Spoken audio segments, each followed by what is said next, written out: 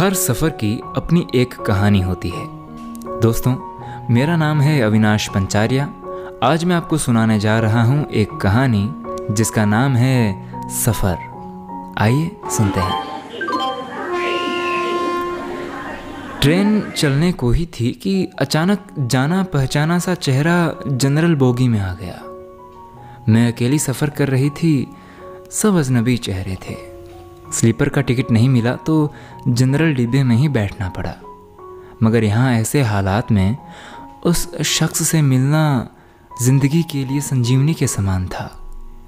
ज़िंदगी भी कमबख्त कभी कभी अजीब से मोड़ पर ले आती है, ऐसे हालातों से सामना करवा देती है जिसकी कल्पना तो क्या कभी ख्याल भी नहीं कर सकते। वो आया और मेरे पास ही खाली जगह पर बैठ गया। न मेरी तरफ देखा, न पहचानने की कोशिश की। कुछ इंच की दूरी बनाकर चुपचाप पास आकर बैठ गया। बाहर सावन की रिमझिम लगी थी, इस कारण वो थोड़ा भीग गया था। मैंने कनखियों से नज़र बचाकर उसे देखा। उम्र के इस मोड़ पर भी कमबख्त वैसा का वैसा ही था। हाँ, कुछ भारी हो गया था, मगर इतना ज़्यादा भी नहीं। फिर उसने जेब से चश्मा निकाला और मोबाइल में लग गया। चेहरे पर और सर पे मैंने उसके सफ़ेद बाल खोजने की कोशिश की, मगर मुझे नहीं दिखे। मैंने जल्दी से अपने सर पर साड़ी का पल्लू डाल लिया। दरअसल बालों को डाई किए काफ़ी दिन हो गए थे मुझे। ज़्यादा तो नहीं थे सफ़ेद बाल मेरे सर पे, मगर इतने ज़रूर थे कि गौर से देखो तो नज़र आ जाएं। मैं उठकर बाथरूम गई, हैंडबैग से फेस वॉश निकाला, चेहरे को ढंग से धोया, शीशे में अपने चेहरे को गौर से देखा। पसंद तो नहीं आया, मगर अजीब सा मुंह बनाकर मैंने शीशा वापस बैग में डाला और वापस अपनी जगह पर आ गई। मगर वो साहब तो खिड़की की तरफ से मेरा बैग सरका कर खुद खिड़की के पास आकर बैठ गए थे। मुझे पूरी तरह देखा भी नहीं और बस बिना देखे कहा, सॉरी, वो भाग कर चढ़ा तो पसीना आ गया था, थोड़ा सूख जाए फिर अपनी जगह पर बैठ जाऊंगा। फिर वह इतना कहने के बाद अपने मोबाइल में लग गया। मेरी इच्छा जानने की कोशिश भी नहीं की उसने। उसकी यही बात हमेशा मुझे बुरी लगती थी। फिर भी न जाने उसमें ऐसा क्या था कि आज तक मैंने उसे नहीं बुलाया। एक वो था कि 10 सालों में मुझे भूल गया। मैंने सोचा शायद अभी तक गौर नहीं किया होगा, पहचान लेगा। थोड़ी मोटी हो गई हूँ, शायद इसलिए नहीं पहचाना होगा। ऐसे सोचते हुए मैं उदास हो गई।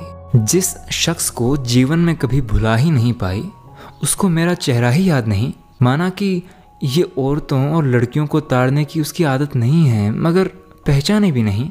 शादीशुदा है, मैं भी शादीशुदा हूँ। जानती थी मैं कि इसके साथ रहना मुश्किल है, मगर इसका मतलब यह तो नहीं कि अपने ख्यालों को, अपने सपनों को जीना छोड़ दूँ। एक तमन्ना थी कि कुछ पल खुल के उसके साथ गुजारूं। माहौल दोस्ताना ही हो, मगर हो तो सही। आज वही शख्स पास बैठा था जिसे स्कूल टाइम में मैंने दिल में बसा रखा था। सोशल मीडिया पर उसके अकाउंट चोरी छुपे देखा करती थी। उसकी हर कविता, हर शायरी में खुद को खोजा करती थी। माना कि हम लोगों में कभी प्यार की पिंगे नहीं चली, न कभी इजहार हुआ। हाँ, वो हमेशा मेरी केयर करता था और मैं भी उसकी केयर करती थी। कॉलेज छूटा तो मेरी शादी हो गई और वो फौज में चला गया, और फिर कुछ टाइम बाद उसकी भी शादी हो गई। जब भी गांव जाती थी उसकी सारी खबर ले आती थी मैं, और बस ऐसे ही जिंदगी गुजर गई। वैसे अब आधे घंटे से ऊपर हो गया था। वो महाशय खिड़की के पास बैठा मोबाइल में लगा था। देखना तो दूर, चेहरा भी ऊपर नहीं किया उसने। मैं कभी मोबाइल में देखती, कभी उसकी तरफ। सोशल मीडिया पर उसके अकाउंट खोलकर देखे, तस्वीर मिलाई, वही था, पक्का वही, कोई शक नहीं था। वैसे भी हम महिलाएं पहचानने में कभी धोखा नहीं खा सकती। 20 साल बाद भी सिर्फ आंखों से पहचान लें। फिर और कुछ वक्त गुजरा, माहौल वैसा का वैसा ही था। मैं बस पल्लू बदलती रही। फिर अचानक टीटी आ गया था वहाँ, सबसे टिकट पूछ रहा था। मैंने अपना टिकट दिखा दिया। उससे पूछा तो कहा, सर टिकट तो नहीं है। टिकट नहीं है? टीटी ने कहा, फाइन लगेगा भाई फिर। हाँ सर, लगा दीजिए। हाँ तो बताओ तो सही, कहाँ जाना है आपको, आगे कहाँ की टिकट बनाऊं?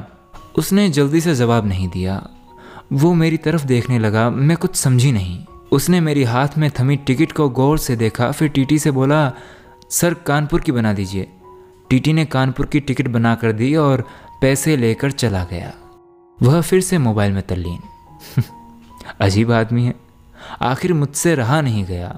मैंने उससे पूछ ही लिया, अच्छा कानपुर में कहाँ रहते हो? वह मोबाइल में नज़रें गड़ाए हुए ही बोला, कहीं नहीं, और बस वह चुप हो गया।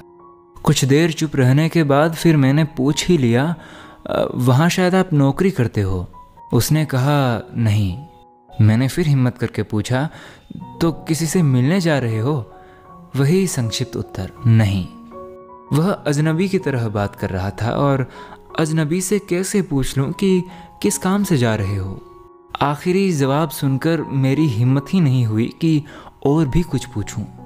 अजीब आदमी था, बिना किसी काम के सफ़र कर रहा था। मैं मुंह फेर कर अपने मोबाइल में लग गई। कुछ देर बाद खुद ही बोला, ये भी पूछ लो कि क्यों जा रहा हूँ कानपुर। मेरे मुंह से जल्दी से निकला, बताओ क्यों जा रहे हो? फिर अपने ही उतावलेपन पर मुझे शर्म सी आ गई। उसने थोड़ा सा मुस्कुराते हुए कहा, एक पुरानी दोस्त मिल गई है जो आज अकेले सफ़र पर जा रही थी। अब फौजी आदमी हूँ, सुरक्षा करना मेरा कर्तव्य है। अकेले कैसे जाने देता उसे, इसलिए उसे कानपुर तक छोड़ने जा रहा हूँ। इतना सुनकर मेरा दिल जोर से धड़का।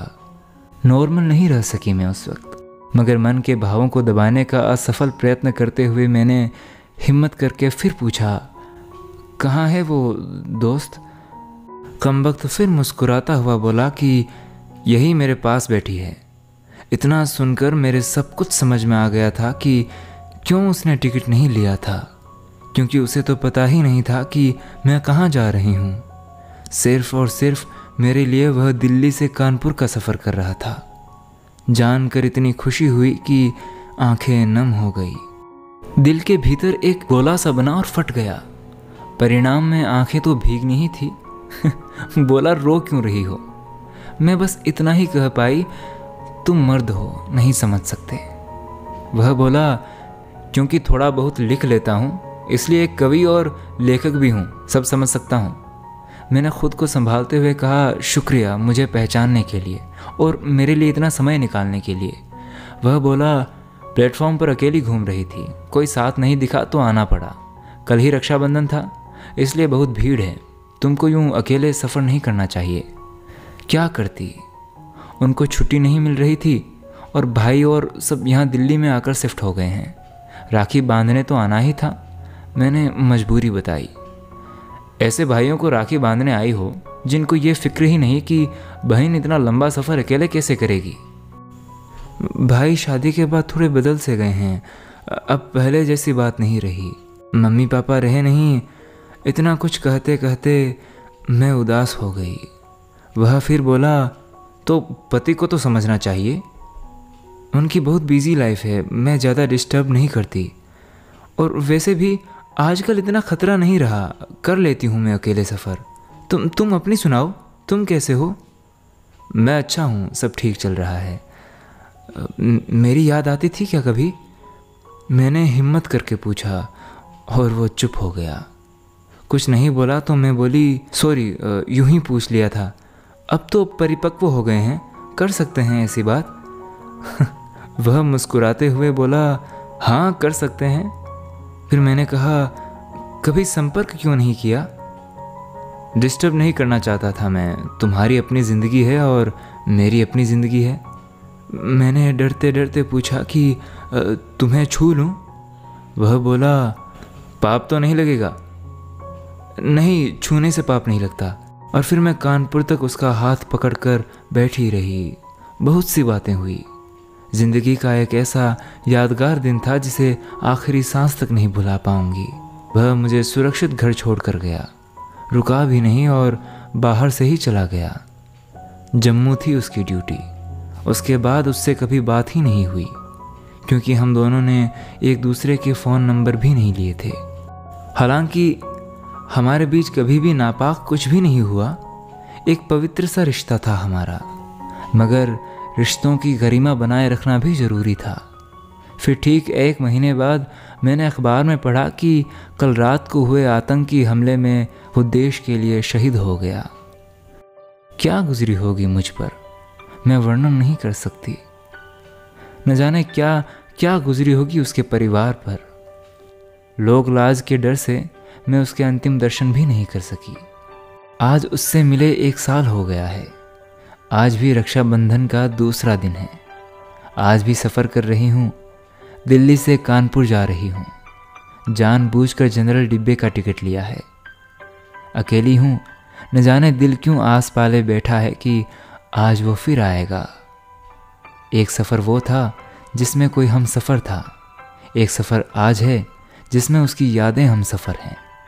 बाकी ज़िंदगी का सफ़र जारी है। हर सफ़र की अपनी एक कहानी है।